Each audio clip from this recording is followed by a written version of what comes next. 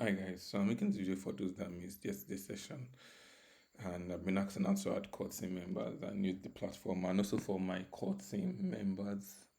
So as I'm adding them, they would already know how to use the platform and not start asking me questions. Okay, so you come to this URL GDSC unilag dot. Yeah, so you go to the GDSC platform, and by default, this is what you should see. But once you add cutting members or you as an administrator regional lead, you would see this, not regional lead, like campus lead. You should see you would see your name here and you see all these options above. So you click on go to your dashboard. Cutting members too would also see this. So straight to the point, if you want to add cutting members, you go to settings. This loads. Here you can change the about section. Let me quickly duplicate this. You can change the about section. And this is the about, right? So yeah, this text is what users will come when they come to your website, and a country flag and name on public pages. Basically, just the settings. Some of them are disabled as per we do not have access to change them. Default logo, image logo, yeah, fav icon, basically. The header image. You can change all this for your university socials. So if you want to add like a photos, I'm not changing anything, so okay. So yeah, under settings teams, if you want to add core team members, probably let me check. Let me find somebody.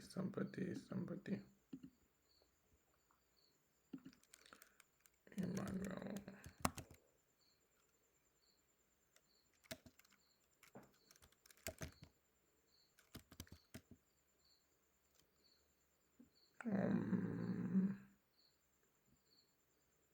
Why do we have so many manuals?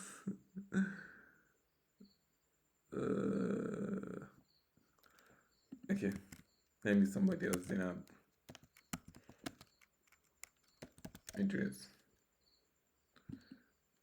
Okay, so this is one of my core team members. Design lead. So I can make them visible and just select core team members. This you can select event volunteers, you can select GDS. You should probably do not select GDS lead. Select core team members and save. We should want to create this team member. Yep. And now then I will just go ahead and add all the remaining members like this. I'll probably add this tomorrow. But basically this is like the easiest way to add your core team members. And let me reload this page. Let's see if it's going to reflect them. And yeah, it does reflect them. So you can see your members there. Can come and edit my name. GDSC lead. I can edit my title and whatnot. So yeah, we have that.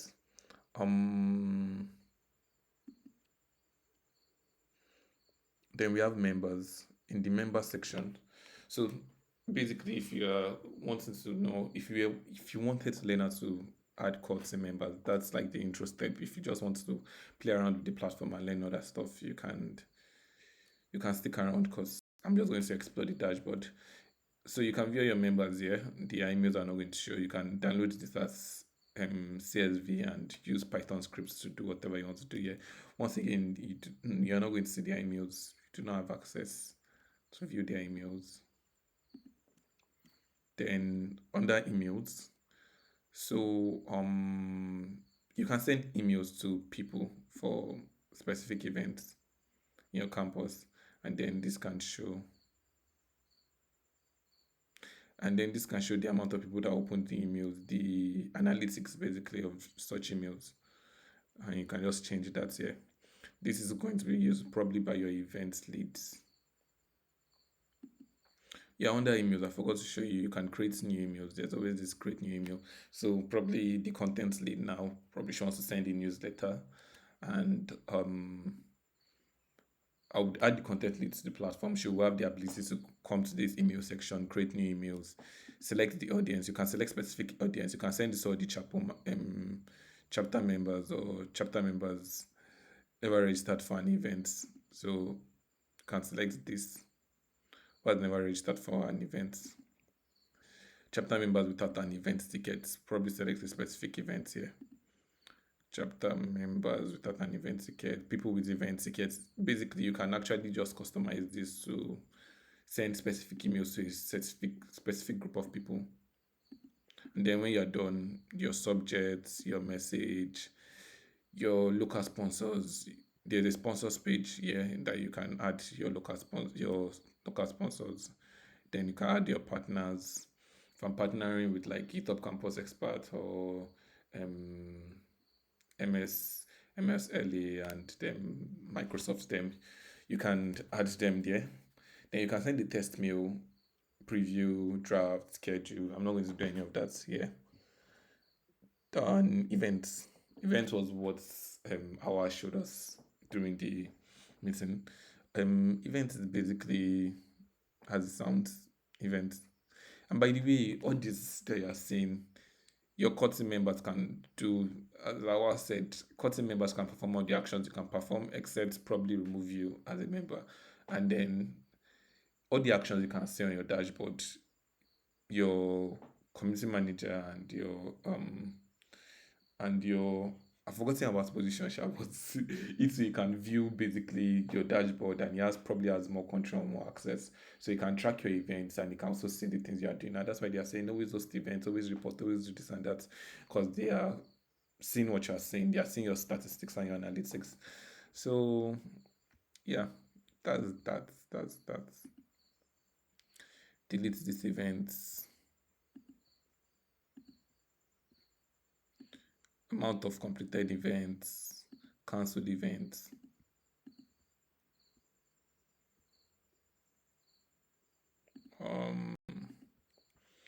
Yeah, if you can come here to create a new event, I believe everybody would be creating an info session to introduce the new lead and the new theme to the members.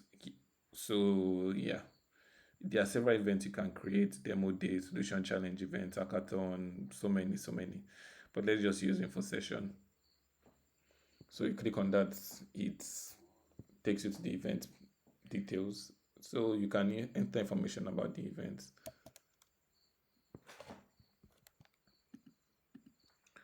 Title, links, or whatnot.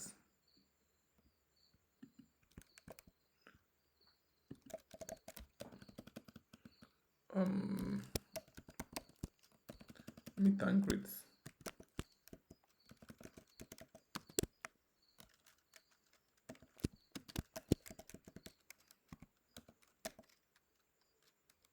Yeah, you can create an event called meet and greet. The GDSC team. So the events lead will probably be involved with the title, the description, all those type of things. All this information, event leads will handle them. Emails will be content lead, event leads, at least for my campus, how would they handle it? Event leads will be in charge of creating the events, and for emails, content lead. Yeah. Tags, the banner, default image. You can select if the event is hybrid, virtual, in person, the start, the end dates. Events will be hosted just once. I said even if your events are going to be hosted multiple times, you should most likely just put just once, because it makes it easier to report than if you did weekly, monthly, every 2 weeks, and whatnot, bi-weekly. Then location, input the location, the address. If you selected virtual platform, they'll ask you external link or BEV event. So most of the time, select external link. During the call, explanation was made that Bevy event it's had a lot of catchers, to be exact. As per you cannot start the event before it's time. People cannot join if the person that created the event is not in. Once it's time, Bevy virtual like the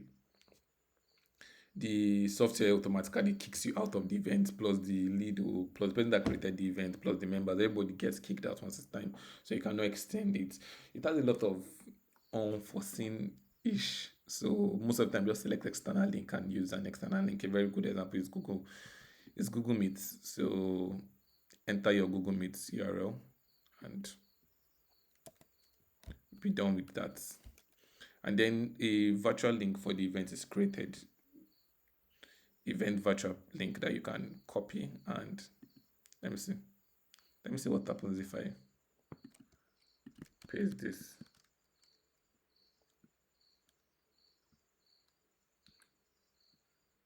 Okay. So yeah, this is a draft event where you and other logged in team members can see it. So yeah, you get this when you click on that. But as you can see, the link is not very descriptive. So bit.ly is more advisable to use bit.ly dot the name of your event, something that people can easily remember and easily just input instead of using this GDSC community.dev 6. Nobody's going to remember those MID. Then you can enter next people, the facilitators, the speakers, you can add them.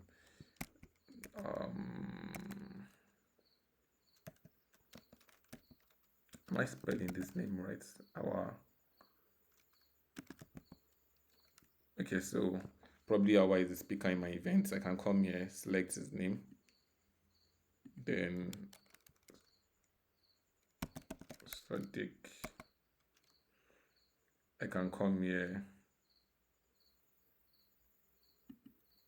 select Sadiq, and just add speakers to the event, add facilitators, people that would be hosting the event, or what they call this thing again, speaking facilitators, moderators basically. Yeah, you can add them. Then local partners, add them. Everything, add them. Basically, these are you create events. These are you add cutting members. If you have sponsors, I'm not saving anything. If you have sponsors for the event, click the sponsors tab, add them. The platform is very intuitive. Just play around with it. You most likely figure out everything. So that's like the basics. And yeah, that's all.